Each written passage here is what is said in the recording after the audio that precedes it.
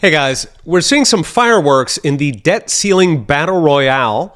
Now, if you're just tuning in, the federal government will run out of money in a couple months if small government Republicans don't raise the debt ceiling.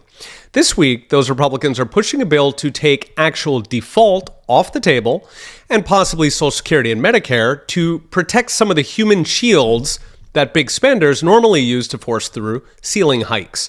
The background here is every debt ceiling, the big spenders use financial collapse as a human shield, which works because anything sudden, such as halting $640 billion in debt payments, can actually collapse our Ponzi fractional reserve system that is permanently balanced on a knife's edge. As for the Social Security and Medicare, one of the more cynical strategies governments use is to pretend the most popular programs are the only ones it is humanly possible to cut. Called the Washington Monument Strategy, or Firemen First, they defund the firemen, the police, garbage collection, school lunches, aid to the elderly. In other words, hand over the money or grandma and the kids get it. Of course, they do this to protect all of the other trillions of government spending that is deeply unpopular. Outrageous pensions where government workers make twice what the rest of us do and retire at 47 with benefits we would never dream of, plus the many hundreds of billions wasted in corrupt boondoggles or funding the activist industrial complex that uses your taxes to pay rioters and professional cancelers.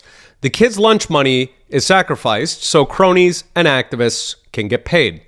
Now, ideally, we'd have an honest media to call them out on Firemen First.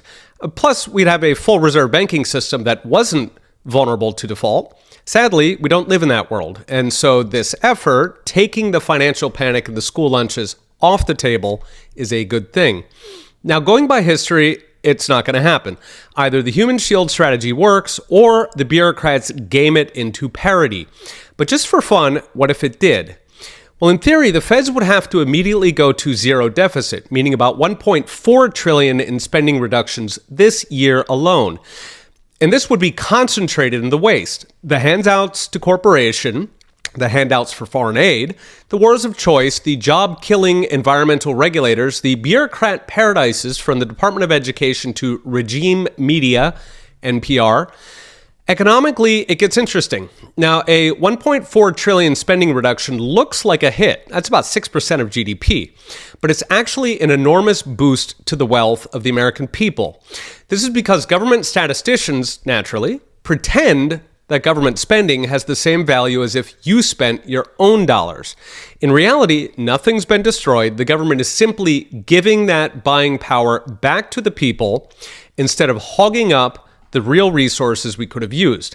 So there's more steel and construction workers for us to build factories and fewer bureaucrats paid to punish you for creating jobs. GDP goes down, but the wealth goes up. And that's only the beginning, because returning trillions to the people to actually invest would tame the inflation beast. That means the Fed could quit strangling the economy with savage rate hikes. And finally, and deliciously, a debt ceiling is effectively a balanced budget amendment, but one that targets the most wasteful spending. Put them together, and letting the debt ceiling work would transform the country. A wealthier nation with a stronger economy and a smaller government that spends less on corruption and activism and more on what we actually need. All right, we'll be watching. See you next time.